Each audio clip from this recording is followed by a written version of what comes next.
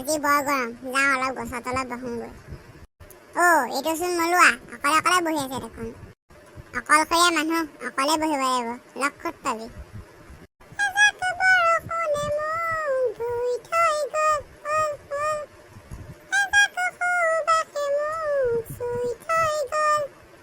ভাল হ'ল দেই, কিবা প্ৰকাৰে হ'লেও যে তোৰ গাতে অকণমান পানী মোক দেখিলে। এনেইতো তই নিজেই গা নুধুৱেই। ইমান ধুনীয়াকৈ গানটো গাই আছিলোঁ, আহিলি আৰু মাজত মাত দি থাকিবলৈ। ইমান আমেজ লৈ গানটো গাই আছিলোঁ, তই যে গাটো ধুলি, কথাটো শুনি মাজত মাত নমতাকৈ থাকিব নোৱাৰিলোঁ। মোৰ গা ধোৱানো কেইদিন হৈছে বুলি ভাবিছ? 3 দিনেই হোৱা নাই, আৰু কিমান বেছিকৈ গা ধুই থাকিব লাগে। অ' পৰহি দিনা ধুইছ দিন নালাগে ধুব দে, এনেও বেছিকৈ গা ধুই থাকিলে বেয়া।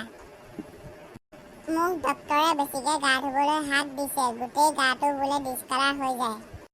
ডিছকালাৰ? ঐ ভলুৱা, সদায় যদি কাপোৰ ধোৱা হয় কালাৰ যায় নাযায়? যায়, কিয় নাযাব? মানুহৰো গাটো একেই, সদায় ধুই থাকিলে কালাৰ যাব। সেইকাৰণে সদায় গা ধুব নালাগে। হ'ব মলুৱা, তোৰ কথা শুনি মোৰ ঠাণ্ডা লাগি গৈছে, এতিয়া মই গছৰ তলত নবহিলেও হ'ব।